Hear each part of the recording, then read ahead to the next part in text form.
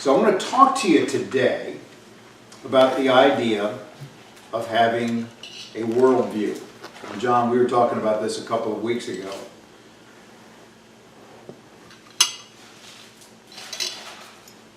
And we're going to look at a number of different verses today because we're going to more or less build up the basis of a Christian worldview versus what a secular worldview might look like. And along the way, it'll start to kind of make a little bit of sense. John, you had mentioned the German word a couple of weeks ago for worldview, Weltanschauung, or something like that. There you go. All right. Well, that's my German. Worldview describes a comprehensive conception or image of the universe and of humanity's relationship to it. Okay, that's what worldview is. And so, what we've been seeing the last couple of weeks is pretty much a tug of war that we're in our world today. There's a naturalistic worldview. I'm going to call it that, okay, naturalistic. Here's the basis of that. Mankind is totally a product of natural forces, untouched and unaffected by any higher power. He is free from any moral obligations unless it's been agreed upon by other humans. Okay? And we could really amp on that, but I'm just giving you that sense to kind of hold on to today. You'll hear people in interviews talk about, well, how do I know that murder is bad? And people with a naturalistic worldview will say, well, there was some point that humans got together and built a construct that said, this is not allowed.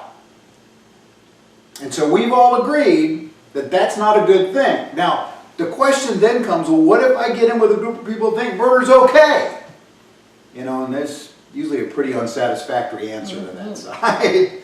Okay, but that's the sense that the naturalist would say that we are the product of millions of years of just happenstance. And the way that our society is built now is basically an agreement between us that these are the things that matter to us. Okay?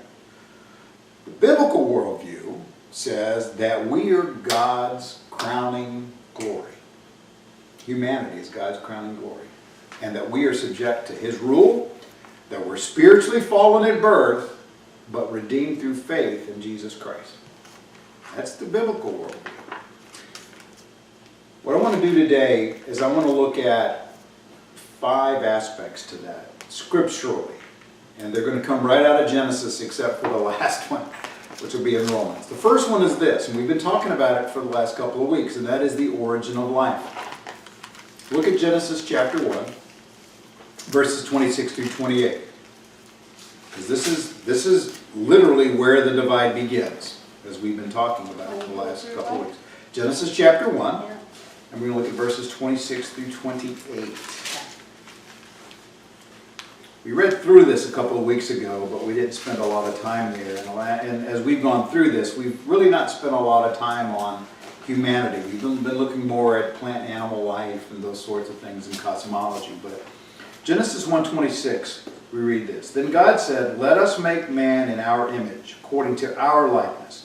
Let them have dominion over the fish of the sea, over the birds of the air, and over the cattle, over all the earth, and over every creeping thing that creeps on the earth. So God created man in His own image. In the image of God He created him. Male and female He created them. Then God blessed them, and God said to them, be fruitful and multiply, fill the earth and subdue it. Have dominion over the fish of the sea, over the birds of the air, and over every living thing that moves on the earth. Now, guys, you know there's about 5 sermons in there, right? I mean, 5 easy sermons right there in those 3 verses. So realize we're not going to be able to go all these different places and what have you. I do think, though, I will say that if you hold on to verse 28 where it says, be fruitful and multiply, that disqualifies some of the pairings we see in our world today. But we'll leave that be. The essential dividing line between a naturalistic worldview and a biblical worldview is summed up in one question. Where or was this all created or not? And I'm going to use that word, created. Was this all created or not. When your worldview excludes a creator, the creation, then this all just happened through a countless number of random reactions over billions and billions of years. That's what we looked at a couple of weeks ago. The naturalist says there was no intelligence involved. Just the steady, unending, and completely thoughtless process of chemical and biological adaptations and mutations over all those years. And over those years, of all these recreations and recombinations and reactions, some building up and some breaking down. And we sit here today, the product of millions upon millions upon millions of happy accidents. That's how we're here. That's what the naturalist would tell you. And because of that, we have no obligation to anyone but ourselves, because each of us is the highest authority in our lives. Do you guys see the connection there? Does that make sense to you? If you weren't created, then there's no one to answer to. Right? Correct. Which is one of the big objections to Christianity, by the way. That once you agree there's a creator, then there's some obligation to that creator. I don't know if you guys remember, I don't want this to be a political statement, but I'm just going to mention this guy. Do you guys remember Alan Keyes? Does that name ring a bell at all? Black guy? Was he black guy? Yeah, African-American guy, scholar. Yeah. I saw him speak at the Richmond Coliseum many years ago now, and he was running for office. I mean, he had no chance of winning because he was kind of out, he was just not mainstream. But his big thing is he was fighting for the lives of the unborn. He was very much an anti-abortion guy. And he stood in this stadium with thousands of people, and he says, "It says in our governing document, all men are created equal." And he said, if we believe that we are created, then there is a creator. You know, and he said, so right there, if you buy into what our documents say, then yes, you have to believe there's a creator. But somehow, there's a lot of people in our world today that don't think that's true. And so instead, we are the highest authority. And as for the value of life, since we're just a mass of chemicals and water, unplanned, and no more vital to the ecosystem than a dandelion, we can choose whose lives we believe have worth.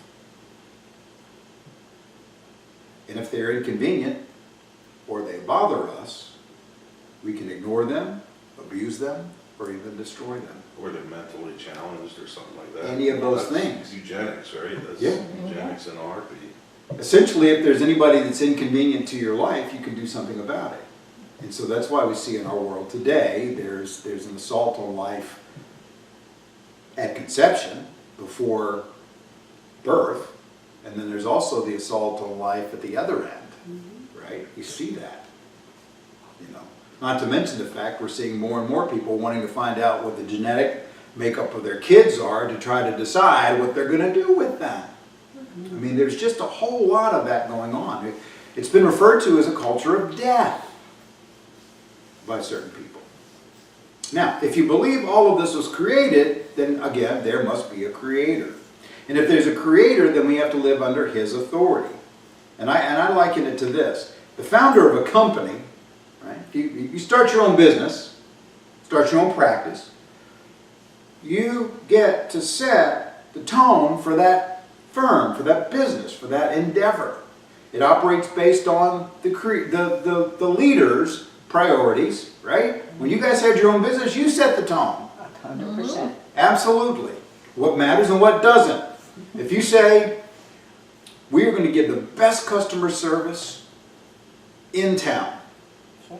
then if you're not willing to step into that, then you don't work for us. Absolutely. Right? Absolutely. So, obviously, if you look at the big companies out there today, you know, Tesla, SpaceX, Facebook, all those big companies, you know, they reflect the values of the person that runs that company. That's just the way it works. And as long as the founder's around, his or her outlook and the way of doing business is going to be reflected in everything that business does. think about my dad. My dad had his own computer business for years and years. And Dad, if left to his own devices, would have operated on a handshake.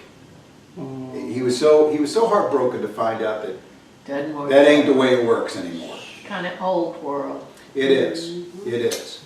Even to the point that, he would do stuff like he'd go out of his way. I saw him do some crazy stuff. I thought crazy.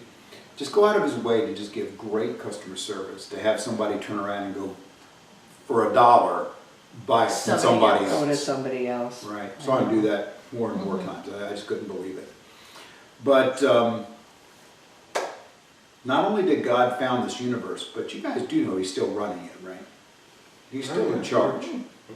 Right? It's not deism. Deism that was around at the founding of our nation said that God was a benevolent clockmaker. And so He spun the world out there and then He walked away. And we're on our own. In Job, I know you like Job, Elihu says this in Job 34:14 and 15. If He, God, should set His heart on it, if He should gather to Himself His spirit and His breath, all flesh would perish together, and man would return to dust. We owe Him our lives and our loyalty because all that we have is a product of His love, His power, and His creative force. I hope you pray that from time to time and think about that. That literally God holds this universe together. If He's got the whole world. There it is, right? Mm-hmm. Now the one I struggle with, and I don't know why I'm kind of teetering on the edge of this, maybe because we had elections last week. We also know from Scripture that God puts in charge who God wants to be in charge. And sometimes I scratch my head and I go, what up with that? But I think sometimes it's because... Job's friends scratched their heads. Oh, they did, didn't they? So, right. So how can we know what God really intends, right? Right. So. Well, I think sometimes God gives us what we deserve. Sometimes He gives us what we want. For sure. Right? So, or what we need at the time. Fill in the blank. That we don't see now, but we see in the future. Sure. And all things work together. Right? They do. For those who love the Lord. Yeah.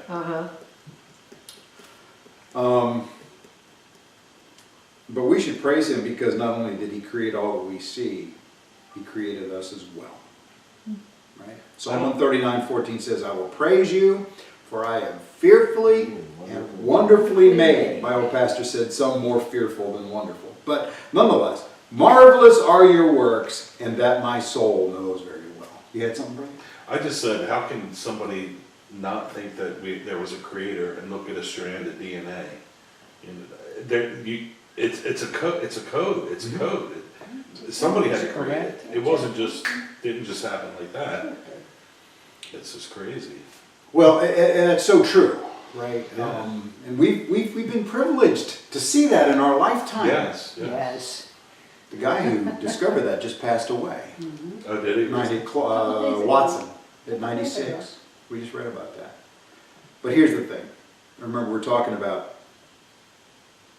the worldview. Because God created human life, we value human life.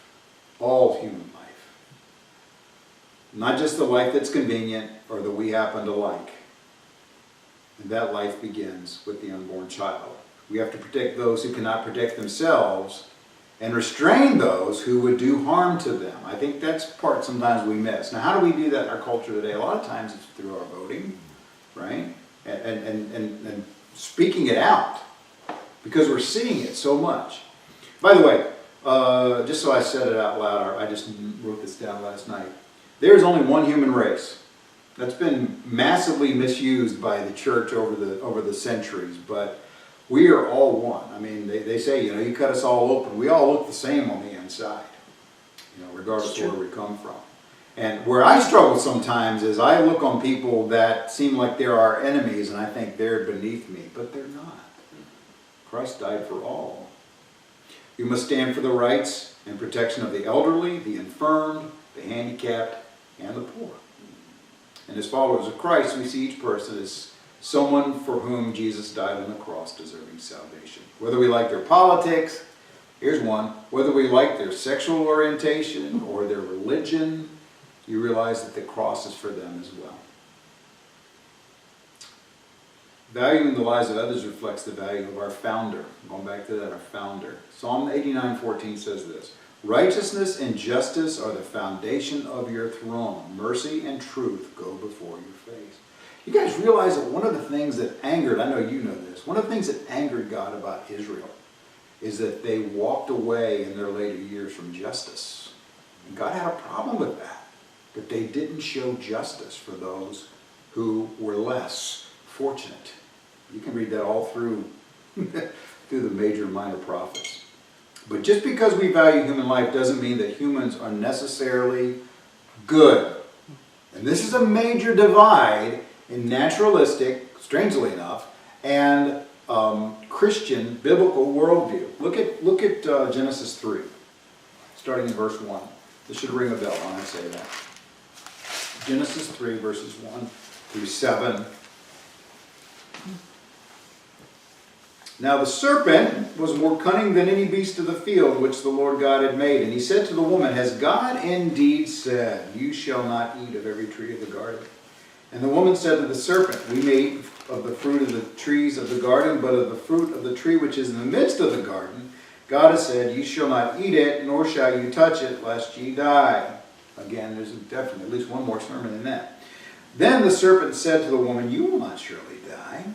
For God knows that in the day that you eat of it, your eyes will be opened, and you will be like God, knowing good and evil. So when the woman saw that the tree was good for food, that it was pleasant to the eyes, and a tree desirable to make one wise, she took of its fruit and ate. She also gave to her husband with her, and he ate. Then the eyes of both of them were opened, and they knew they were naked, and they sewed fig leaves together and made themselves coverings. If you have a worldview that excludes God and the truth of Scriptures, you probably tend to see humans as essentially good or at their worst, neutral. Have you guys noticed that in our world today? Have you had those conversations with anybody? I certainly have. I saw a lot of it when we were living out in Hawaii. People saying, well, you know, people are basically good. You know, people are basically noble. You look at all the good things people do. And you can sound really harpy if you turn around and you say something else. But you have to understand that in today's world is a matter of relativism. Some people call it postmodernism, which I understand is now moving on. Now, postmodernism is something that we talked about 25, 30 years ago. And do you guys know postmodernism? You know what that is? They know the term, that's about it. A what?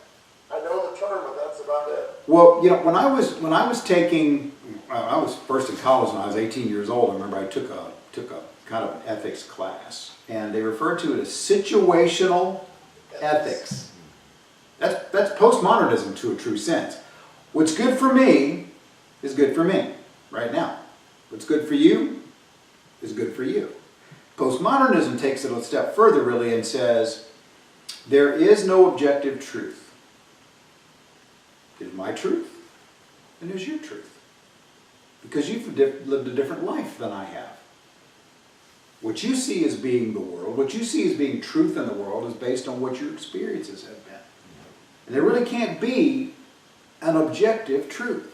That's why I have seen 2 or 3 videos in the last month or two where literally, I kid you not, people are saying, well, does 2 plus 2 equal 4?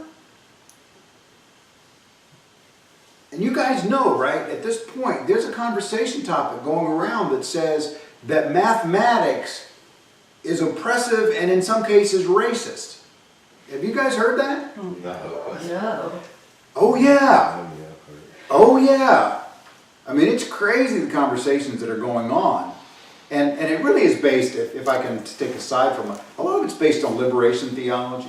I mean, a lot of it is really based on liberation theology. This idea of the oppressor versus the oppressed, right? Liberation theology is something that kind of bubbled up through American slaves and in communism and in the South and Central America. You know, this idea that really it's not about the salvation of our soul, but it's the defeat of the oppressor.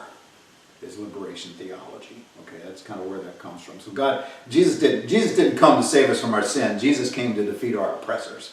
Is the idea really simplified greatly?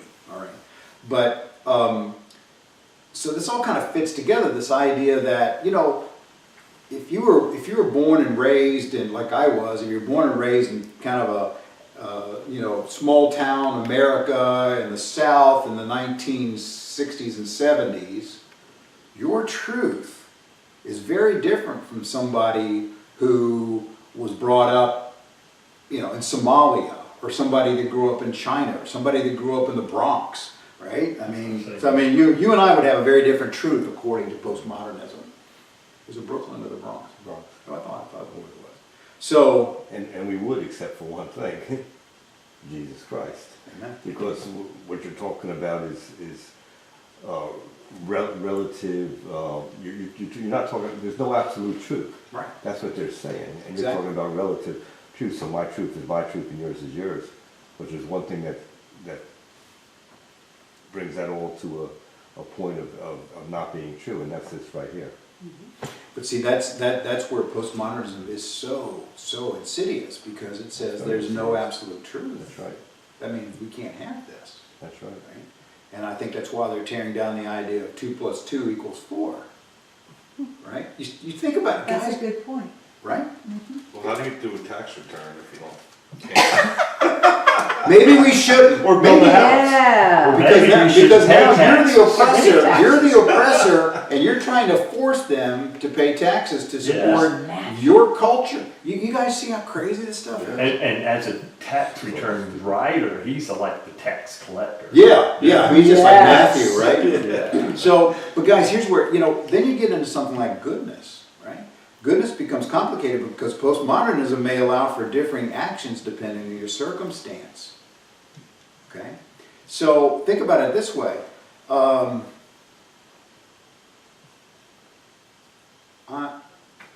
Beverly said something about SNAP. We've seen some videos over the last 2 or 3 weeks. I need food. Therefore, I'm going into that store and I'm going to steal it. The challenge was they weren't stealing bread and milk and eggs. They were stealing lobster and prime rib, right? Brisket. Right? Yeah. That's what was happening. But it's like, well, this is my truth right now. That's right. You see? The humanists would say that we're born innocent, and that we learn our bad habits and actions from watching others. Right? We're not instilled with sin. We're not instilled with sin. We're just naturally, because they look at the natural world. Are the ducks that are swimming across the pond evil? No. They're passive. They're neutral. Right? And they're saying we're the same way. Of course, much of what the Bible terms as sin would be rebranded as what? Y'all have heard people say, that's not sin. That's a choice. That's my lifestyle. Right? That's a naturalistic group. And some naturalists are very concerned about how humanity is impacting our planet. Again, because we're no better than the ducks. We're no better than the rhinoceroses. We're just part of a naturalistic system. So we're seen as a villain. Well, we're robbing, worse, right? Huh? We're worse. Yeah, because we actually know do Yeah, better, right? Yeah. well, we're tearing down all their environment. Exactly. Yes. That's the way they say it. So we're robbing the earth of her resources. That's why we need to do the things that we're doing. But if we're a product of the Earth's evolution, isn't this all part of the process? I would ask, right? Okay, if we're part of the evolutionary process, then maybe we're supposed to be doing all this stuff. And there's some crazy conflicts, by the way, when you get into that. Like, I don't know if y'all heard this. It's been 2 or 3 years ago now. There were environmentalists, I guess they were, that were really upset about the fact that like in Vancouver, somewhere up in that area, that I can't think of, like the San Juan Islands, what's that body of water that's right there, that goes into Washington? Yeah. Puget Sound? Okay, Puget Sound, I think that's it, brother. There was a problem there because there were walruses that live in the water there, and they were eating too many fish that were supposed to be going to spawn upriver. And so they were trying to figure out how to kill the walruses to keep them from killing too many fish. See, the same thing with the bears. They get really upset with the bears further upstream Salmon. that'll grab the salmon and take one bite and then pitch it. It's like, wait a minute. Eat the whole thing. Yeah, but you know, are you going to kill the bear because you don't like the fact he's only taking one bite? You know, there you go. You get the conflict sometimes. A biblical worldview, in a real sense, never runs into inconsistencies, by the way. There's no inconsistencies in the biblical worldview. You'll never have any of those. We were all born with Adam's sin nature. Psalm 51:5 says, "Behold, I was brought forth in iniquity, and in sin my mother conceived me." And sadly, and I always like to freak out people when I say, you know, the baby in the crib that's crying, lots of times it's a liar. It's not hungry, it's just crying, right? I mean, you look at that sweet little baby in the crib and you think, sinner, there it is. You don't like it, but My it's dog's true. like that too. What? Silly? Yeah. Even the best of the human race fall woefully short in God's eyes. Psalm 53, 2 and 3 says, God looks down from heaven upon the children of men. This may ring a bell. To see if there are any who understand, who seek God. Every one of them is turned aside. They have together become corrupt. There is none who does good. No, not one. So, our default human condition actually, at our most noble, our most altruistic, is typically motivated by pride and self-promotion. I mean, that's who we are. I'm discounting the people who run into a burning building, right? I don't get that. I've never tried to do that. But there are truly heroic, unselfish actions. But really, if you think about that up against all of human history, they are a rounding error compared to who we are as people. So both worldviews arrive at our shortcomings and our failures, albeit from very dissimilar paths. And so the result of our actions will also send us in radically different directions. Consequences. Look at verse 17 of chapter 3.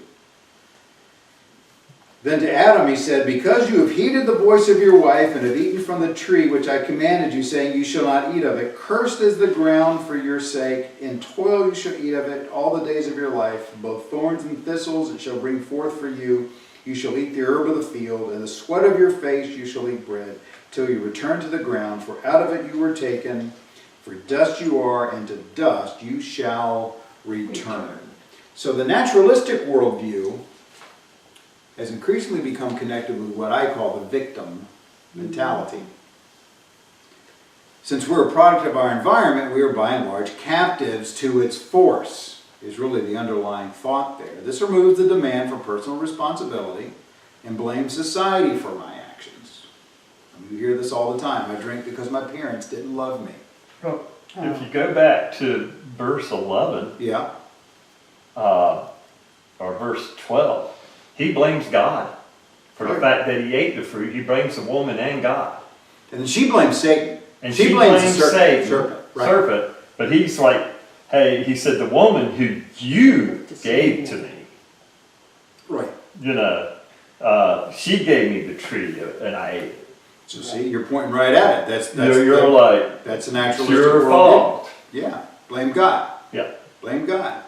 He made the snake. That's right. yeah. Right. Well, that was the worst thing you did. I can't work because I had 2 kids before I was 18, so take care of me. Right. And guys, for every one of those, I can point to 10 others and say, yeah, I'm gonna do the right things, right? I mean, that's the whole point. Yeah. I deal drugs because no one will hire me. I left my wife because she didn't affirm me. Why should I work late for the boss? He's the one making all the money. Oh, I heard I that. remember standing out next to my company I worked for many years ago now. And the guy drove a Mercedes. Most of us had Hondas and Fords and stuff like that. He drove a Mercedes that I knew was leased because he had told me that. Oh. You know, but I mean, he was working with bankers and stuff. We did bank software. He needed to have a certain image, right? But I remember I'm standing out there on the curb. We had a fire alarm one day. We had to exit the building, and we're standing there waiting to get the all clear. And one of my coworkers standing, she's looking down at the boss's Mercedes, and he goes, "Look at that! Just look at that! You know, he's driving that. Look what we're driving." And I looked back at her. I said, "Who do you think took all the risk?" Yeah, go start a company. Who's I said, working all the who? hours? Well, you drive by here on Saturday and see whose only car is in the parking lot. Probably working Yeah. double. His time. Mercedes, That's right. right? You know, and so, Me. but that's our world, right? It's like, it can't be about me. It can't be about me. It's gotta be about somebody else. And it leads to a misunderstanding of cause and effect. And my actions not only affect my life, they impact many others' lives as well. You know, it could be something simple like parking in the handicap parking space when you're not supposed to, or stiffing a waitress on a bill, you know, all those kinds of things. Or, you know, it could be something more profound like cheating on your taxes because you think you deserve it, you should do that. The biblical worldview understands the unflinching truth of sowing and reaping. Even the secular world knows this as, you guys know what the secular world calls sowing and reaping? Get what you deserve. I can go with that. I'm Yeah, thinking, that's what I think. You reap what you sow. well, that's its thing. No, Yeah. what goes around Comes around. Karma. See, I don't use karma. I don't like that. I never use word, karma. Yeah. Yeah, the That's world, what they That say. world, by the yeah. way, yeah, see, the world has misbranded sowing and reaping for karma. And I don't And like it's the word not. luck either. No, luck's not good. Yeah. But karma is not the same thing as sowing and reaping, but people call sowing and reaping karma, right? Because, you know, karma is the idea that whatever you do in this life, you're going to pay for it in the next life, as opposed to whatever you sow, you will reap. That's a whole lot more immediate. That ain't the next life. That's sow it in the spring and reap it in the fall. It's a whole lot sooner, right? Yeah. So, just to quote it, Galatians 7 and 6, chapter 6, verse 7 and 8 says, "Do not be deceived," which, underline that, "do not be deceived. God is not mocked. For whatever a man sows, that he will also reap. For he who sows to his flesh will of the flesh reap corruption, but he who sows to the Spirit will of the Spirit reap everlasting life." If we put in hard work, kindness, integrity, responsibility, we can expect to be rewarded for our efforts. Maybe not right away, and that's the whole part about reaping, right? Is sometimes what you sow, the reaping takes a while. So that's why he says in verse 9, which I didn't quote, "Let us not grow weary in doing good, for in due time we will reap if we do not lose heart." Okay? So you say, well, I'm nice to that. Yeah, you probably all had a jerk employee or customer or neighbor, and you're nice to them, and you treat them good, and they treat you like garbage, right? I mean, probably everybody's had somebody like that. That doesn't mean we stop doing it. That just means maybe a while. On the other hand, laziness, deceit, complaining, and immorality will produce suffering and not much else, eventually. Which, by the way, that's one of the big debates in the Bible. Have you guys ever noticed? There's a real question that comes up among the psalmists especially. It says, how come the evil prosper? Yes. Why do Yes. the evil prosper? Yes. Right? But you have to always remember, we have to have an eternal perspective. An eternal perspective. Yeah. Yeah. I've seen people like that. They lie, they cheat, they cut corners, and it seems like everything they touch turns to gold. They will have their day. They will have their day. Sometimes it's an illusion. What do you mean by that? Like some of the stars you see that have all this money, they really don't have all this money. Their things are on loan, and then Oh, you see sure. them all going broke, like That's true. 2 years after they release their album or something, because it's all fiction. They make them look like they have a lot of money and all this stuff to get them to buy the records, but they really don't. Really, the people who really own the record companies hold all the real. Yeah, they do. Or the movie place, the same thing. Yeah, lots of times those musicians are actually in debt to the record Yeah, companies, hundreds of exactly. thousands of dollars. Yeah, they don't own anything really. Well, the rain falls on both the good and the evil. That's correct. It's true. I can say that when I God's was common grace. when I was in business, that every person that ever cheated me eventually got theirs. That's right. I mean, eventually, it's like the guy that cheated me on the apartments, and he said, "Sue me." And he'd been a Sunday school teacher, went to our church, and my parents did not want me to sue him. He ended up going bankrupt.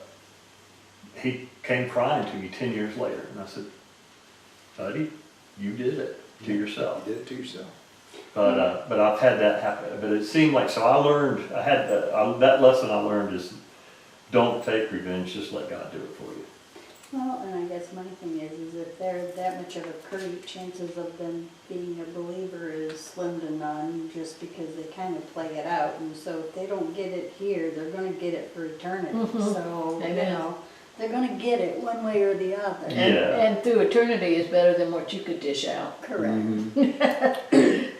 Well, it may not happen today, but No, but if you No. give it will, time, God Yeah. will not be mocked. Yeah. no.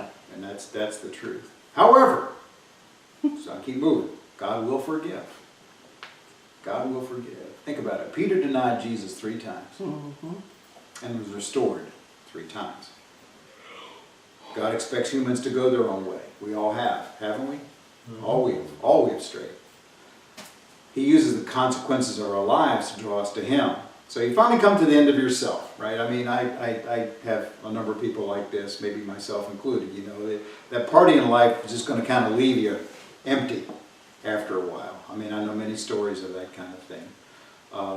But eventually, we come to the end of ourselves. And who's there? Jesus. Jesus is there.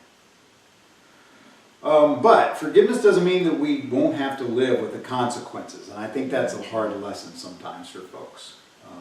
I really appreciate some of these guys, like Chuck Colson is one that comes to mind, you know, caught up in the Watergate, you know, went to prison, you know, and came out, you know, with a great ministry that came from that. But, you know, I deserve what I got. And he paid the price. Because we can't be expected to keep each other in line, though, God had created human government to impose limitations on those who ignore their responsibility. Jump over to chapter 9. I got to move along. I'm taking too long for this one. Genesis 9. Genesis 9. Oh, I'm going to read a bit of this. So God blessed Noah and his sons and said to them, be fruitful and multiply and fill the earth, and the fear of you and the dread of you shall be on every beast of the earth, on every bird of the air, and all that move on the earth, and on the fish of the sea. They are given into your hand. Every moving thing that lives shall be food for you. I have given you all things, even as the green herbs, but you shall not eat flesh with its life, that is its blood. Surely for your lifeblood I will demand a reckoning. From the hand of every beast I will require it, and from the hand of man. From the hand of every man's brother I will require the life of man. Whoever sheds man's blood, by man his blood shall be shed, for in the image of God he made man. And as for you, be fruitful and multiply. Bring forth abundantly in the earth, and multiply in it. And we can continue on. I think you guys, the next section talks about creating the rainbow. God creating the rainbow and promising that he would never bring the flood upon man again. But this is where God really sets up human government. Human government. Okay. Bruce, real quick, I remember reading the Old Testament somewhere where the people of Israel wanted a king, and God kind of said to them, "Are you sure you really want this?" Right? Where was? Do you know where that was? That's when they were. That's Second Samuel, right? Yeah, where they're asking for a king. Yeah. And he goes, "Do you know what he's going to do to you?" Yeah. He gives him Saul, huh? He gives him Saul. Yeah. It's one of the most comedic things in all the Bible, because when God finally gives him a king, he picks tall, dark, and handsome. Yeah. Right? Yeah. Not that he necessarily had any of the skill sets, you know. But we do that here too. Sure. We especially since TV became a thing, right? Yeah. I mean, the guy who looks good, that's who we're going to pick. So there you go. Increasingly in Western government today, though, those who hold to a naturalistic worldview see human government's main role as an agent for social engineering. We see that a lot today, right? And I don't think that's really not even a left or right thing. I think, you know, people are like, well, if the government needs to fix this. That's kind of the mindset, right? And so the framers of the Constitution empowered the federal government to stand an army, to coin money, and to regulate commerce. You guys know that's all it was supposed to do? And think about all that we have it doing today. It's pretty amazing. But the naturalists have wrested much of what God intended for the family and the church, and they've given it to the government. You guys tracking with me on that?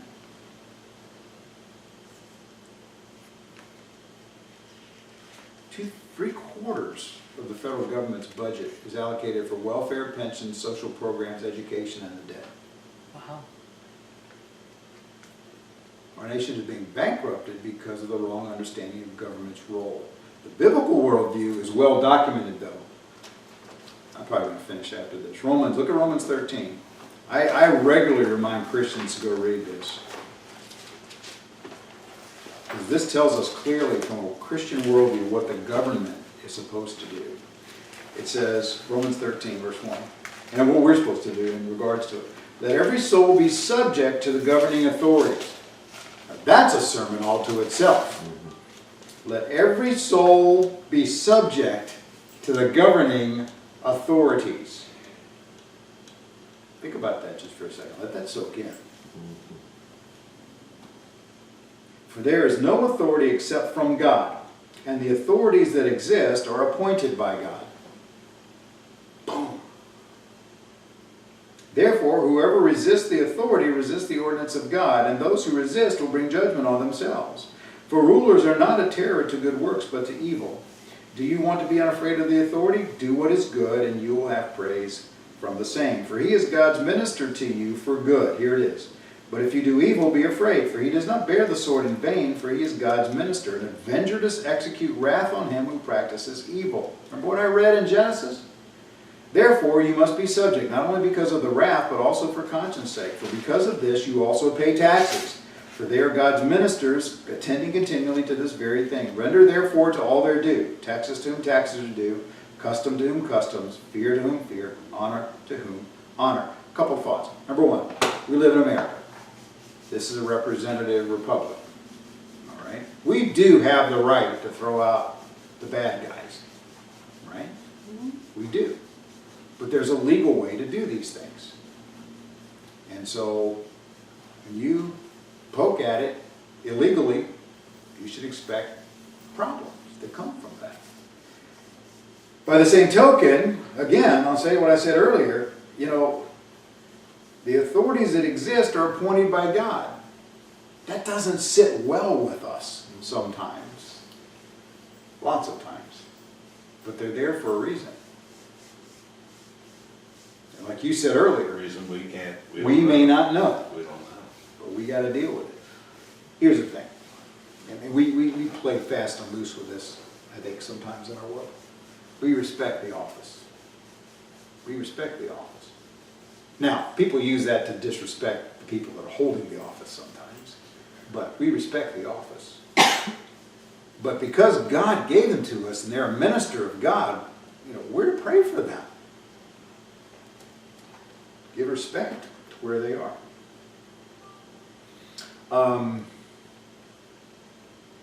But this also means that we as Christians can't let the government overreach. What do I mean by that? Sadly, today, a lot of Christians have fallen into the trap of expecting the government to legislate morality. That's not in their edict. That's not in their God-given right, and honestly, it's not in the Constitution either, right? We should have a government that protects all of its citizens, even the unborn. I'll stand by that. Whatever candidate supports the life of the unborn, I'm in favor of, right? That's my thing, my litmus test. And we should have a government that protects our rights to worship freely as well. Agreed? You guys good with that? Yes. That's written in our laws. But the laws can't change people, only God can change people. And I think that's where we get to. So let the government do what God intended and the church do what it's supposed to do. And here's where the rub comes. And I'm going to kind of wrap up with this. Here's where the rub comes in the biblical worldview. People say they have a biblical worldview, but I hear them wanting to create a theocracy in America. And that's not what it was intended to be. What does Jesus say? And it says, and Paul repeats it. Jesus says, render to Caesar the things that are Caesar, render to God the things that are God's. It's Mark 12:17.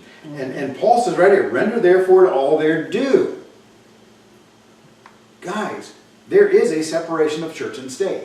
Now, people say, oh, it's not written in the Constitution. No, it's not. It's not written in the Constitution. But it's there. The fabric is there. Do you want the government messing around in here? Do you want the government having a say in what we do? I don't. That's why they create 501c3s. Yeah. But you know, there's schools, there are colleges. Yeah. Matter of fact, all the Southern Baptist these seminaries, I know this to be true. The Southern Baptist seminaries don't take any government money. They won't let anybody use government funds for their tuitions or anything like that, because their thought process was, once we start getting government money, now we're going to have to like toe the line with what the government says, Right. right? And they just don't want to do that. As long as they like the government's in charge, that's fine, but if the government goes the other way, now they're in trouble. And all of a sudden they start requiring things. It's kind of like in Hawaii. One of the things that we saw happening out there was they had, I guess they had passed a law that said that if you were a crisis pregnancy center, I'm talking about a Christian-run crisis pregnancy center, right? That you still had to put a sign up on your wall telling people that abortion was an option for them. Now, do you think that Planned Parenthood had a sign on their wall that said, keeping a baby is an option for you? No. Of No, course not. no. But once we let the government get in the door, and by the way, the crisis pregnancy centers, I think, successfully fought that, as far as I recall. Yeah, it's like, no. You Well, know, during COVID, right, they closed the churches but kept the liquor stores open. Of course. In Pennsylvania, the liquor stores are run by the government in Pennsylvania. That's They're right, they essential. are. they're essential. State, Yeah. yeah. Yeah, they're essential. So, There's, Church isn't essential. Oh, no, of course not. now for lack of time, because I've been way over time today, there is one final contrast between naturalism and the biblical worldview. You guys know what it is? We kind of touched on it 3 or 4 times today. It's our understanding of what comes after this life. What comes after this life, right? I'm working on something, and maybe it'll come up in a sermon next week, I don't know. But I've been really struggling with 2 words I've been thinking through a lot lately. Love and hate, right? Jacob I have loved, Esau I have hated, comes to mind. If you're a follower of Jesus, you should hate your mother and father, right? Says it. What does that mean? What does love mean? And the reason I bring that up right this moment is this. The naturalistic worldview thinks that we who believe in Jesus Christ, we who are church people, we who believe the Bible, are hateful. We're hateful people. We judge them. We're calling them out for all kinds of life choices. I would contend that that's not the case at all. If we follow the edicts of Scripture, if we follow the mind of Christ, when we call those things out, it's not because we hate them. Because we love them. It's because we love them. Yeah. We don't want to see them go to hell, we want to see them come to heaven. But we have a really hard time with that message. And I think the reason we have a hard time with that message is because of what I've shared with you today. Right? Because at the end of the day, if you're not a believer in Jesus Christ, how can you understand what the mind of Christ is? What have I said for years? Lost people Act like lost people. act like lost people. And yet we try to take all these confused people in our world today, and we try to force our worldview template over them. And it don't fit, right? They are confused. They are lost. They see themselves very differently than we do.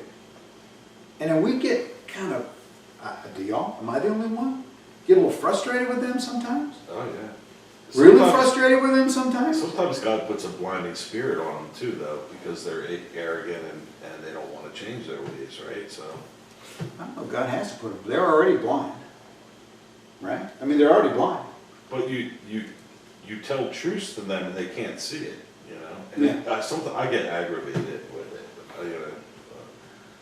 Well, again, it's because the Holy Spirit has not enlightened them. Not that He's not tried, He's called. He's called. But they've not responded. But I just want to leave it at that, because I don't know. I'm thinking maybe next week we're going to talk a little bit about this love and hate thing. And I'm not trying to make an issue where there's not an issue, but are we loving, am I loving the way that Jesus says that I should? You know, I just, how does that look? And I hear it in the world today, right? This naturalistic side says, love is love. Have you heard that? Yeah. Sometimes it's lust and they're mistaking it. Amen. You're right. Yeah. Oh, you're exactly right. 100% right. I agree with that. But here's the challenge, is that the love we're describing is not the love they're describing. And so we're trying to create a false equivalency. But again, if you think your truth is your truth and my truth is my truth, then my love and your love are the same thing. It's like, well, that's not the way it works, right? So it's a complicated thing, and I guess the Lord is kind of setting me up to present this to you guys today as a contrast of two competing worldviews. But then, what do we do with that? How do we communicate that? And so, even though I thought this was kind of a one-off, as I've gotten ready for this today, I'm realizing, okay, it's kind of setting us up for what we do with this next. So maybe this will be a continuation next week, I don't know. But I'm going to stop there. I could keep going. We've already been long. Questions or comments?